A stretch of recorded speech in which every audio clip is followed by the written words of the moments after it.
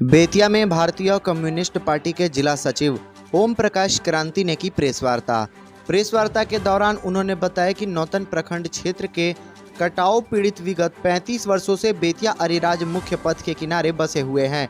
बसने के लिए स्थायी व्यवस्था करने के लिए सरकार के अधिकारियों के यहाँ दौड़ते दौड़ते थक गए। अभी तक इन्हें स्थायी रूप से नहीं बसाया गया। इधर नौतन अंचलाधिकारी अगल बगल के भूधारियों के प्रभाव में आकर 27 परिवारों को अतिक्रमण का नोटिस कर उजाड़ने की साजिश कर रहे हैं, जबकि बसे लोग पीडब्ल्यूडी के जमीन पर बसे हुए हैं।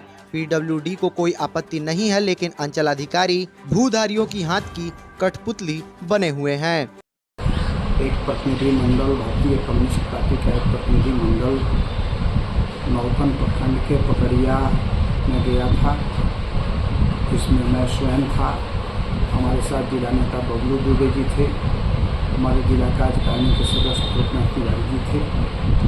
हम लोग वहाँ के उन गरीब भाइयों से हम लोग मिले जिन लोगों को अंचलाधिकारी नौतन ने भूधारियों के प्रभाव में आकर के उनको उजाड़ने के लिए नोटिस दिया है।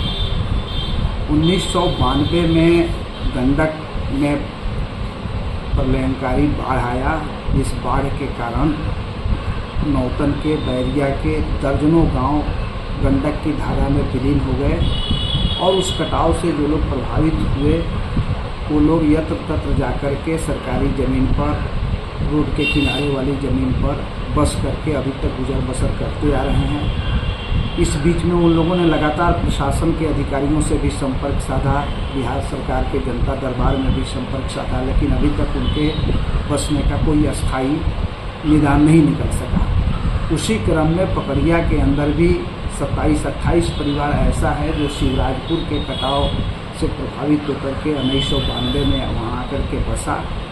उस समय तत्कालीन जिला पदाधिकारी जी कृष्णैया जी थे और नौतन क्षेत्र से हमारे पार्टी के विधायक कॉमरेड देवाकांत दुबे जी भी थे। उस समय भी जी कृष्णैया से लोगों ने संपर्क किया और जी कृष्णैया ने कहा कि जब तक आप लोगों की अस्थायी व्यवस्था नहीं हो जाती है तब तक आप लोग पकड़िया में रोड के किनारे आप वहीं रहिए, वहीं बसिए। पीडब्ल्यूडी का वो ज़मीन है, पीडब्ल्यूडी के ज़मीन पर ये लोग बसे हुए हैं पिछले 31-32 वर्षों से।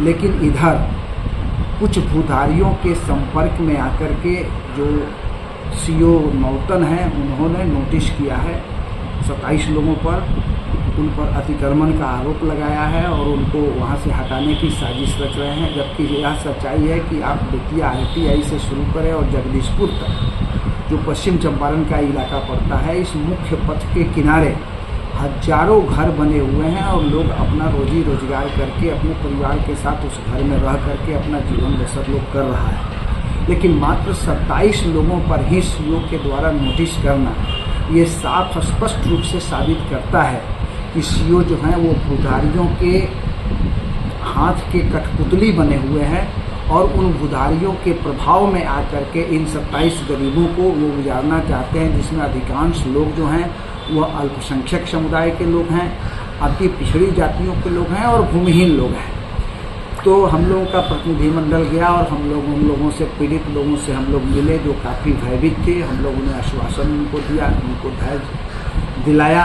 और कहा कि भारतीय कम्युनिस्ट पार्टी इसके लिए लगातार संघर्ष करेगी। इस संबंध में हम लोग जिला पदाधिकारी, उप विकास आयुक्त और अनुमंडल पदाधिकारी बेतिया को हम लोग आवेदन दे रहे हैं और आवेदन देकर के उनसे हम मांग कर रहे हैं कि जब तक इनके बसने की अस्थायी व्यवस्था नहीं हो जाती है तब तक इनको नहीं उजाड़ा जाए। सुप्रीम कोर्ट का रूलिंग भी है कि किसी भी व्यक्ति को, कोई भी व्यक्ति कहीं बसा हुआ है तो उसको तब तक नहीं उजाड़ा जाए जब तक उसकी बसने की वैकल्पिक व्यवस्था नहीं हो जाए। और सबसे बड़ी बात तो ये है कि ये लोग पीडब्ल्यूडी की ज़मीन में बसे हुए हैं। पीडब्ल्यूडी को कोई आपत्ति नहीं है, पीडब्ल्यूडी ने कहीं कोई क्लेम नहीं किया, पीडब्ल्यूडी ने कहीं कोई शिकायत नहीं किया। लेकिन ये सीओ साहब जो हैं वो भूधारियों के प्रभाव में आकर के इस तरह का नोटिस जारी किए हैं।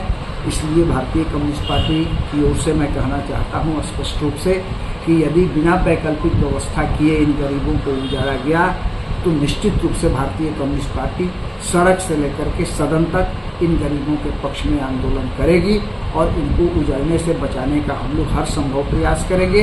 यदि सरकार पीडब्ल्यूडी के ज़मीन को मुक्त करना चाहती है तो बहुत सारे सरकारी ज़मीन पड़े हुए हैं, बेकार पड़े हुए हैं, बड़े बड़े भूधारी उस ज़मीन को छेके हुए हैं। वैसे सरकारी ज़मीन पर इन परिवारों को बसाया जाए और जब तक नहीं बसाया जाता है तब तक जहां ये लोग रह करके अपना जीवन बसर कर रहे हैं इनको करने दिया जाए। किसी तरह की साजिश नहीं की जाए इनको उजाड़ने के लिए। ये मांग भारतीय कम्युनिस्ट पार्टी कर रही है।